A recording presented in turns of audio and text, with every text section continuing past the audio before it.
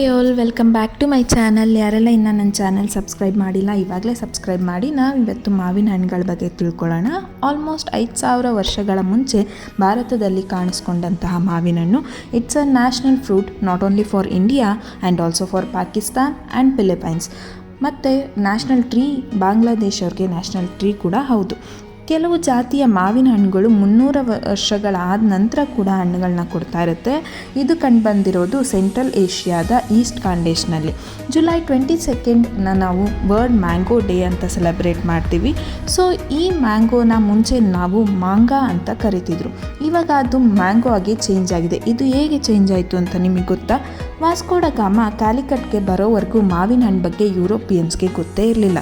But ಪೋರ್ಚುಗೀಸ್ನ most of the words ಇಂದ end ಆಗೋ ಕಾರಣ ಅವರು ಈ ಹಣ್ಣಿನ ಬಗ್ಗೆ ಬ್ರಿಟಿಷರ್ಸ್ಗೆ ಪತ್ರ ಬರೆದು ತಿಳಿಸುವಾಗ ಮಾಂಗಾನ ಮ್ಯಾಂಗೋ ಅಂತ ಬರೀತಾರೆ. ಆಗಲಿಂದ ಇವಾಗವರೆಗೂ ನಾವು ಮ್ಯಾಂಗೋ ಅಂತಲೇ ಫಾಲೋ ಮಾಡ್ತಾ ಇದ್ದೀವಿ. ಸೊ ಮಾವಿನ ಹಣ್ಣು ಯಾರಿಗೆಲ್ಲ ಇಷ್ಟ ಇಲ್ಲ ಹೇಳಿ?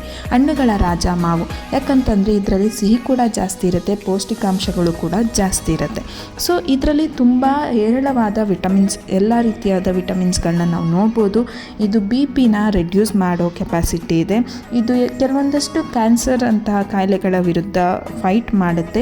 ಅನಿಮಿಕ್ ಪೇಷಂಟ್ಸ್ಗಂತೂ ಇದು ತುಂಬ ಒಳ್ಳೆಯದು. ಇದರಲ್ಲಿ ಹೈ ಕಂಟೆಂಟ್ ಆಫ್ ಐರನ್ ಇರೋದ್ರಿಂದ ಪ್ರೆಗ್ನೆಂಟ್ ಲೇಡೀಸ್ಗೆ ತುಂಬ ಒಳ್ಳೆಯದು. ಅವರು ಕೂಡ ಮಾವಿನ ಹಣ್ಣನ್ನು ತಿನ್ಬೋದು. ವಿಟಮಿನ್ C ಕೂಡ ಜಾಸ್ತಿ ಇರುತ್ತೆ. ಈ ಮ್ಯಾಂಗೋ ಕಾನ್ಸ್ಟಿಪೇಷನ್ಗೂ ಕೂಡ ಹೆಲ್ಪ್ ಮಾಡುತ್ತೆ. ಆ್ಯಂಡ್ ಇದು ಬಾಯಿಗೆ ರುಚಿ ಕೊಡೋದಷ್ಟೇ ಅಲ್ಲ, ದೇಹಕ್ಕೂ ಕೂಡ ಆರೋಗ್ಯ. ಮತ್ತು ಇನ್ನೂ ಯಾಕೆ ವೆಯ್ಟ್ ಮಾಡ್ತಾ ಇದ್ದೀರಾ? ಮಾವಿನ ಹಣ್ಣು ಸೀಸನ್ ಆಗಿರೋದ್ರಿಂದ ನೀವು ಕೂಡ ಮ್ಯಾಂಗೋನ ತಿನ್ನಿ. ಆ್ಯಂಡ್ ಮಕ್ಕಳಿಗೂ ಕೂಡ ಏರೇಟೆಡ್ ಜ್ಯೂಸನ್ನ ಕುಡಿಸೋ ಬದಲು ಈ ಥರ ಮ್ಯಾಂಗೋ ಫ್ರೂಟ್ ಜ್ಯೂಸನ್ನ ಕುಡಿಸೋದ್ರಿಂದ ತುಂಬ ಆರೋಗ್ಯ. ಈ ಕಂಟೆಂಟ್ ನಿಮಗೆ ಇಷ್ಟ ಆಗಿದ್ದರೆ ಲೈಕ್ ಮಾಡಿ, ಶೇರ್ ಮಾಡಿ, ಕಮೆಂಟ್ ಮಾಡಿ. And thank you for watching.